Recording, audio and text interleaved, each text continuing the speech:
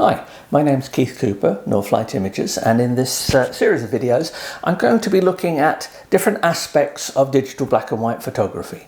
And in this one I'm going to be looking at the basics of converting a colour image to a black and white image. Now, a lot of people don't pay much attention to this, and they decide to experiment with black and white. They just think, well, I just get rid of the colour and it's black and white. Well, that's possible, you can do that. But if you actually look at how you convert your colour image to black and white, you get a lot more flexibility in regards to the tonality of the image and then what you can do with it, subsequent editing and then printing. So I'll take as an example this image here, and I will inset these into the video so you can have a better look at the images. This particular one was taken 2004 on a drive across Wyoming. Very nice day. The blue sky shows up nicely in this. The orange rocks are what caught my attention. I used to be a geologist years ago, so I spot things like this. But notice we've got strong blues, greens from the grass. It's in May, early May, so spring here. So we've still got the look of green. It hasn't been burnt out. But anyway, a wide-ranging colour picture. But what we have to consider is how each colour is converted to different tones of grey, because there's no standard way of doing it. Now, you may just have thought, well, I can convert this colour image to black and white. I just click the black and white button or whatever it is in your imaging package and it will do it for you. Yes, that's true, but if you actually spend a while experimenting with the process of going from colour to black and white, then you can get an image that's much easier to edit, easier to work on, and looks better as a print. So anyway, we're starting with that image. There is the default black and white conversion. Now, I don't remember the exact method I used for this. This was just to convert to black and white. And the tonality of this has been moved to the tonality of this. Now, I'll inset this again so you can see it a bit clearer. But that's the default version. Now, we'll come back to that in a moment. Any colour image from a digital camera is made of 3 channels: red, green and blue light combined together. Each of those is effectively a monochrome channel. It can be shown as black and white. What do I mean by that? Well, let's take our colour image. Let's have a look at just the blue channel. And you can see, when I compare it to the colour image, I believe there, that because our strong blue in the sky has come out to a very light sky here. You can hardly see the clouds. All of this landscape is quite dark because it's mostly green. The orange rocks have come out fairly dark as well. And in fact, the only rocks that have shown much at all in this are these lighter rocks. Now, as I used to be a geologist, so I spot things like this. But that's the blue channel. Not a particularly good version. Let's go to the green channel. Now, there's much more visual information in this.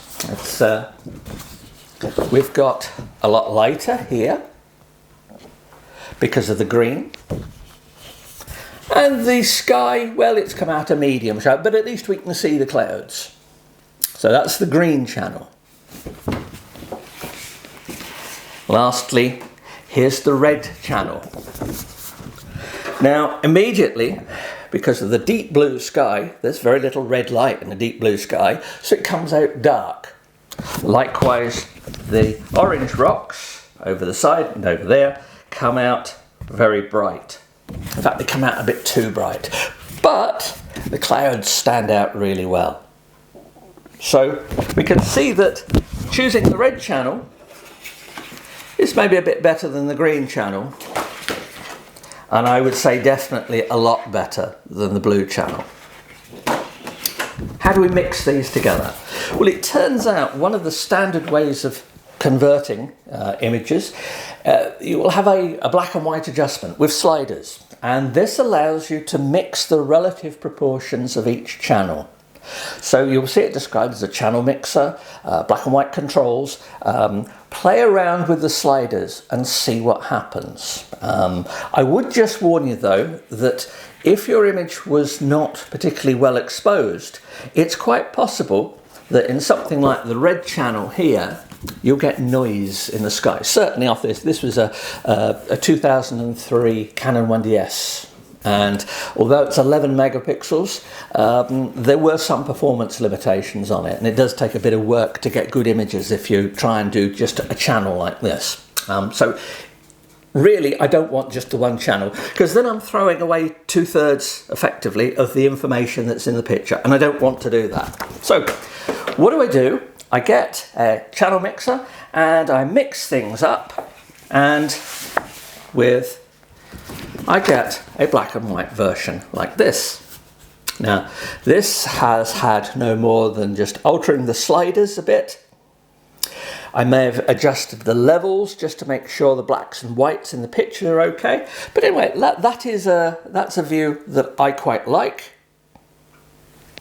Certainly much more expressive than the default version. Now, it doesn't take much, just take a picture, any picture with strong colours in, have a look at the black and white conversion, look at the sliders, whether it's in something like Adobe Camera Raw, Lightroom has the same sort of thing, but take some time to see how the sliders affect different images, because take strongly coloured images as well, because it'll make the effects stand out far more, and you'll pick it up how to do it. So anyway, that's that image there. I use it quite a lot. So for example, this one was taken this is in Colorado somewhere, and by careful choice of mixing, I've managed to get the sky, a bit of cloud here, stormy day, burnt tree, bit of snow. I've managed to get the tonal balance roughly how I want it.